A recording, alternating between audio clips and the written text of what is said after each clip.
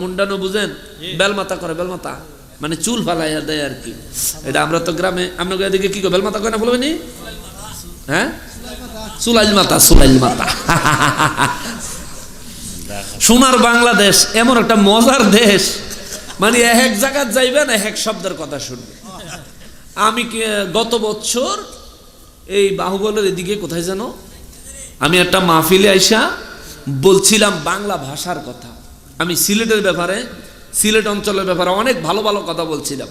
বিনোদনের জন্য মাঝখানে একটা কথা ছিল এরকম যে বাংলা ভাষার প্রতিষ্ঠা হয়েছে, এটা অবশ্য আমার বানানো না, এটা আমাদেরও শোনা, যে একটা বাংলা ভাষা প্রতিষ্ঠা হয়েছে, উৎপত্তি হয়েছে কলকাতা, প্রতিষ্ঠা হয়েছে ঢাকা, অসুস্থ হয়েছে সিলেট, মারা গেছে চিড়িয়াখানা।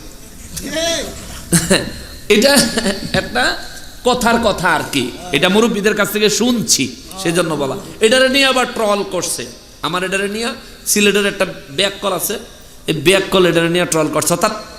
অথচ আগে এবং পরে সিলেট সম্পর্কে কত ভালো ভালো কথা বলছি, সে এগুলি ধরে নাই। কিন্তু ওইটুকু ওই 20 সেকেন্ড 30 সেকেন্ড 1 মিনিট 2 মিনিট এটা কাইটা দিয়ে দিয়ে মানুষে দেয়, এই যে দেখেন নকশবন্দি গেছে সিলেট বেলে, বাসাইয়া বলে অসুস্থ হয়েছে। তো চক্রান্ত, মানে যারা দেখতে নারী তার চলন বাঁকা, করুক গা, যার যার কাম হ্যাঁ হ্যাঁ করুক। কিছু ইউটিউবার আছে দেখবেন শুধু বিভিন্ন আলেমদের সমালোচনা করে, দোষ, বিভিন্ন আলেমদের দোষ ত্রুটি বলে, আবার হেরাই আমাগরে প্রশ্ন করে হুজুর গীবত করলে কি হয়, বুঝছেন নি?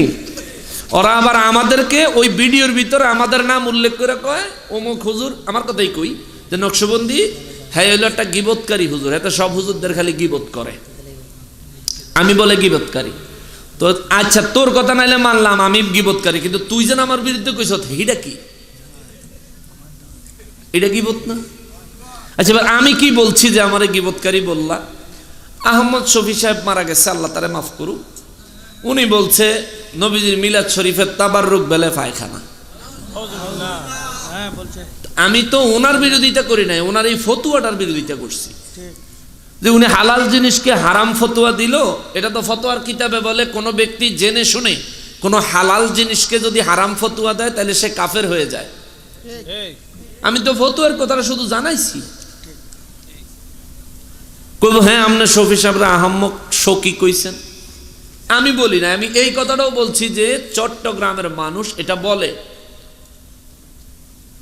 আঞ্চলিকভাবে অনেকের অনেক রকমের বিভিন্ন খিতাবি নাম থাকে না, ওখানে এরকম বলে, চাইলে আমি প্রমাণ দিতে পারবো, বুড়ি বুড়ি প্রমাণ দিতে পারবো, সেটা বলছি। এখন এটা আমার দোষ, আমি বলছিলাম যে ওরা বলে, আমি বলাতে যতটুকু প্রচার না হয়েছে ওরা নিজেরাই কই আত্মানে বেশি প্রচার করছে, ঠিক না?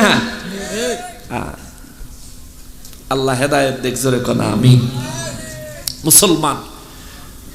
এই জন্য মজার ব্যাপার হইলো বাংলাদেশের এক এক জায়গায় গেলে একটা শব্দেরই বিভিন্ন রকম ব্যাখ্যা পাওয়া যায়। মানে ঢাকায় একরকম, সিলেটে আসলে আরেক রকম, চট্টগ্রামে গেলে আরেক রকম। যেমন ঢাকায় গেলে বলে কেমন আছেন, সিলেটে এলে কি কয় বালানি, বালানি, হ্যাঁ হ্যাঁ। তো বিশেষ করে আমরা যেটা বালানি কইলে আমরা বুঝি, পরের অন্যটি কইলে আর বুঝি না। আচ্ছা চট্টগ্রাম গেলে কয় গম আসনি, বতা গম আসনি। আমি প্রথম যখন চট্টগ্রাম গেছি তখন একজনে কইল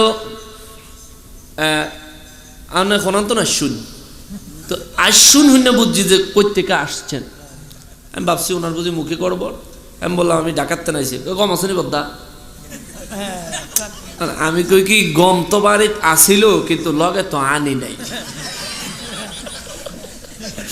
আমি ভাবছি গম গম মাছনি মানে হইলো ওই যে রুটি বানায় যে আটা বানায় না, এই গম, গাছের গম। আমি ভাবলাম যে হে বেচারা মনে করছে আমি গমের ব্যবসা করি, এর লেখাতে আমার জিগাইতেছে ও গম আসেনি, গম আসেনি। হে যে গেছে গম আসেনি বদ্দা।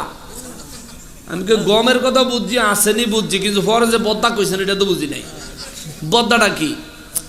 পরে আমাদের কুমিল্লার এদিকের একজন আছে, একজন ছিল উপস্থিত, পরে কয় হুজুর আপনি কি প্রথম আইছেন? আমি জীবনের প্রথম, আর আই নেই চট্টগ্রাম। হুজুর উনি আপনার গম আসেনি এটা জিগানে, গম আসেনি মানে হইলো আপনি ভালো আছেননি বড় ভাই, বদ্দা মানে বড় ভাই।